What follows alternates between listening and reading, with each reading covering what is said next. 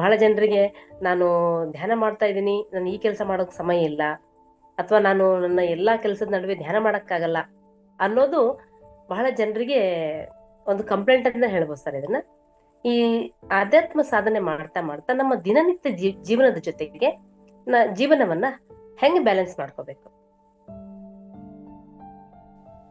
ಬಹಳ ಒಳ್ಳೆ ಪ್ರಶ್ನೆ ಕೇಳಿದ್ರಿ. ಪತ್ರಿ ಸರ್ ಹೇಳಿರೋ ರೀತಿನಲ್ಲಿ ನಾನು ಹೇಳ್ಬೇಕು ಅಂತಂದ್ರೆ, ಮೊದಲು ನನ್ನ ಸ್ವಾನುಭವ ಪಕ್ಕಕ್ಕೆ ಇಡೋಣ, ಅದಾದ್ಮೇಲೆ ಆಮೇಲೆ ಬರ್ತೀನಿ. ಪತ್ರಿ ಸರ್ ಏನ್ ಹೇಳ್ತಾರೆ ಅಂತಂದ್ರೆ, ಸಮಯವನ್ನ ಸದುಪಯೋಗ ಮಾಡ್ಕೊಳ್ಬೇಕು, ಬಹಳ ಮುಖ್ಯ. ಆಮೇಲೆ ಜೀವನದಲ್ಲಿ ಗೊಂದಲಗಳಲ್ಲಿ ಸಿಗಾಕೋಬೇಕು, ಕ್ಲಾರಿಟಿ ಇರಬೇಕು. ಕ್ಲಾರಿಟಿ ಯಾವಾಗ ಬರುತ್ತೆ? ಮನಸ್ಸು ಕ್ಲಿಯರ್ ಆಗಿದ್ದಾಗ ಕ್ಲಾರಿಟಿ ಬರುತ್ತೆ. ಮನಸ್ಸೇ ಕ್ಲಾರಿಟಿ ಇಲ್ಲ ಅಂತಂದ್ರೆ, ಮನಸ್ಸಿನಲ್ಲಿ ಗೊಂದಲಗಳು, ಮನಸ್ಸಿನ ಆಲೋಚನೆಗಳು ಜಾಸ್ತಿ ಇದ್ದಾಗ ಎಲ್ಲಿ ಕ್ಲಾರಿಟಿ ಸಿಗುತ್ತೆ ನಿಮ್ಗೆ? ಅದಕ್ಕೆ ಆನಾಪಾನ ಸತಿ ಧ್ಯಾನ ವಿಧಾನವನ್ನ ನೀವು ಪ್ರಾಕ್ಟೀಸ್ ಮಾಡಿದ್ರೆ, ಪ್ರತಿದಿನ ತಪ್ಪದೇ ನೀವು ಮಾಡಿದ್ರೆ ಮನಸ್ಸು ಪ್ರಶಾಂತವಾಗಿರುತ್ತೆ.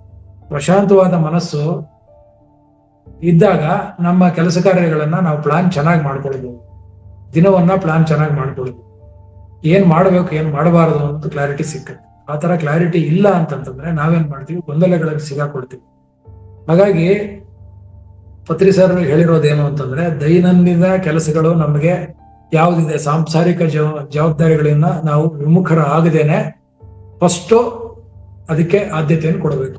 ಆಮೇಲೆ ನಮ್ಮ ವಯಸ್ಸಿಗೆ ತಕ್ಕ ಹಾಗೆ ನಮಗೆ ಜವಾಬ್ದಾರಿಗಳು ಇರುತ್ತೆ. ಒಬ್ಬ ವಿದ್ಯಾರ್ಥಿಗೆ ಅವನಿಗೆ ಒಂದು ದಿನಕ್ಕೆ ಮೇಜರ್ ಅವನ ವೃತ್ತಿ, ನಾವು ಇದನ್ನ ವೃತ್ತಿ ಅಂತ ಕೂಡ ಕರಿತೀವಿ.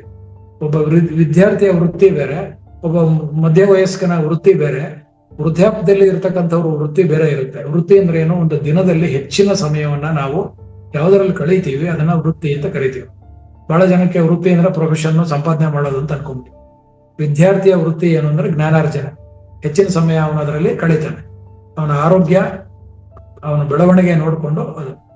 ಸೊ ಮಧ್ಯವಯಸ್ಕರು ಏನ್ ಮಾಡ್ತಾರೆ? ನಿಜವಾಗ್ಲೂ ಕೌಟುಂಬಿಕ ಜವಾಬ್ದಾರಿಗೋಸ್ಕರ ಆರ್ಥಿಕವಾಗಿ ಅವರು ಅರ್ನಿಂಗ್ಸ್ ಮಾಡೋದಕ್ಕೆ ಹೆಚ್ಚಿನ ಇದನ್ನ, ಬಾಲ್ಯದಿಂದ ವೃದ್ಧಾಪ್ಯದವರೆಗೂ ಕೂಡ ನಮ್ಮ ವೃತ್ತಿಗಳು ಬದಲಾವಣೆ ಆಗ್ತಾ ಇರಬೇಕು.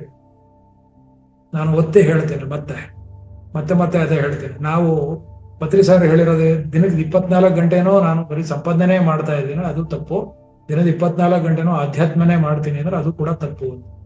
ನಮಗೆ ಇರತಕ್ಕಂಥ ಸಮಯವನ್ನ ನಾವು 5 ವಿಭಾಗವಾಗಿ ಮಾಡ್ಕೊಳ್ಬೇಕು, ಒಂದು 4-5 ವಿಭಾಗಗಳು ಮಾಡ್ಬೇಕು.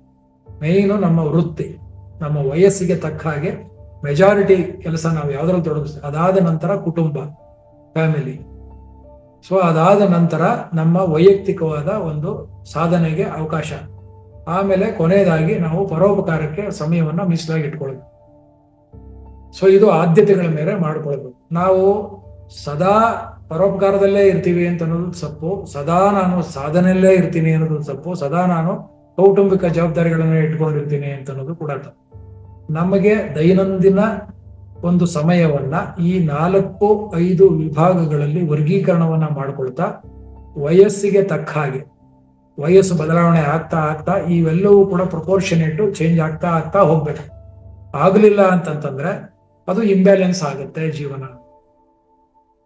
ಈಗ ಪ್ರಕೃತಿಯೇನೇ ನಮಗೆ ಆ ತರ ಅವಕಾಶ ಕಲ್ಪಿಸಿದೆ. ಆರಂಭದಲ್ಲಿ ನಾವು ದೈಹಿಕವಾಗಿ ಸುದೃಢವಾಗಿರ್ತೀವಿ, ಏನು ಬೇಕಾದ್ರೂ ಮಾಡ್ತೀವಿ, ಕಲ್ಲು ಕುಟ್ಟಿ ಪುಡಿ ಮಾಡಿ ತಿಂದು ಅರಗಿಸ್ಕೊಳ್ತೀನಿ ಅಂತ ಅನ್ನೋ ಕಾಲ ಇರುತ್ತೆ. ಅದೇ ವಯಸ್ಸಿನ ಕೊನೆಯ ವಯಸ್ಸಿನಲ್ಲಿ ಹಲ್ಲು ಉದುರುತ್ತೆ, ಕಣ್ಣು ಕಾಣಲ್ಲ, ಬಾಡಿ ನಿಶಕ್ತಿ ಆಗುತ್ತೆ, ನೆನಪಿನ ಶಕ್ತಿ ಎಲ್ಲ ಹೋಗುತ್ತೆ. ಯಾಕೆ ಅಂತಂದ್ರೆ ಪ್ರಕೃತಿ ಮಾಡಿಕೊಟ್ಟಿರ್ತಕ್ಕಂಥ ವಿಧಾನ ಇದು. ನೀನು ಈಗ ವಯಸ್ಸಾಗಿದೆ, ಈ ವಯಸ್ಸಿನಲ್ಲಿ ಏನ್ ಮಾಡ್ಬೇಕು ಅದನ್ನು ಮಾಡು, ಆಯ್ತಾ? ಈ ಕಾರಣಕ್ಕೆ ನಾವು ನಮ್ಮ ಜೀವನದಲ್ಲಿ ನಮ್ಮ ವಯಸ್ಸಿಗೆ ತಕ್ಕ ಹಾಗೆ ನಮ್ಮ ದೈನಂದಿನ ಕೆಲಸಗಳನ್ನ ಡಿವೈಡ್ ಮಾಡ್ಕೊಳ್ಬೇಕು. ಮತ್ತೆ ನಮ್ಮ ಜೀವನದ ಒಂದು ವಿನ್ಯಾಸ ಏನಿದೆ, ಆ ಡಿಸೈನ್, ಲೈಫ್ ಡಿಸೈನ್ಗೆ ತಕ್ಕ ಹಾಗೆ ನಾವು ಬದುಕಬೇಕು. ನಾವು ಯಾಕೆ ಬಂದಿದ್ದೀವಿ? ಪತ್ರಿ ಸರ್ ಎಷ್ಟೋ ಸರಿ ಹೇಳಿದ್ದಾರೆ, ಮನುಷ್ಯ ಅಂತಂದ್ಮೇಲೆ ಕೇವಲ ತಿಂದು ಉಂಡು ಮಲಗಿ ನಿದ್ದೆ ಮಾಡಿ ಹೋಗ್ಲಿಕ್ಕೆ ಬಂದಿಲ್ಲ.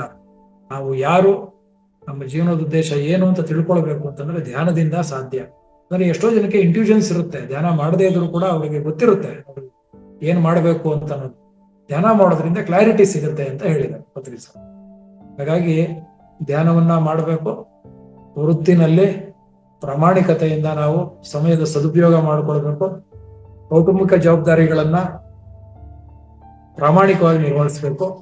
ಪರೋಪಕಾರದ ಮನೋಭಾವವನ್ನಾದ್ರೂ ಇಟ್ಕೊಂಡ್ರೆ ಅವಕಾಶ ಸಾಧ್ಯವಾದ್ರೆ ಮಾಡಿ, ಸಾಧ್ಯ ಆಗಲಿಲ್ಲ ಅಂತಂದ್ರೆ ಎಷ್ಟಾಗತ್ತೆ ಅಷ್ಟು ಸಾಧ್ಯ ಆಗುವಂತ ಒಂದು ಸಮಯ ಬರುತ್ತೆ, ಬಂದಾಗಾದ್ರೂ ಮಾಡಿ ಅಂತ ಹೇಳಿ. ಹೀಗೆ ನಮ್ಮ ಸಮಯವನ್ನ, ನಮ್ಮ ಸಂಪನ್ಮೂಲವನ್ನ ನಾವು ಈ ರೀತಿ ದೈನಂದಿನ ಜೀವನದಲ್ಲಿ ತೊಡಗಿಸ್ಕೊಂಡ್ರೆ ಜೀವನ ಹಸನ ಆಗುತ್ತೆ. ನಾವು ನೆಮ್ಮದಿಯಾಗಿ ಸಂಸಾರದಲ್ಲಿದ್ದೇ ನಿರ್ವಾಣವನ್ನ ಸಾಧಿಸುವಂತ ಒಂದು ಪ್ರಯತ್ನವನ್ನ ನಾವು ಮಾಡ್ತೇವೆ. ಅದು ಬಹಳ ಮುಖ್ಯ. ಪ್ರಯತ್ನನೇ ಮಾಡೋಲ್ಲ, ಆಲೋಚನೆನೂ ಮಾಡಲ್ಲ ಅಂತಂದ್ರೆ ಅದು ಸಾಕಾರಗೊಳ್ಳಲ್ಲ. ಅಷ್ಟನ್ನು ಹೇಳ್ಬೋದು.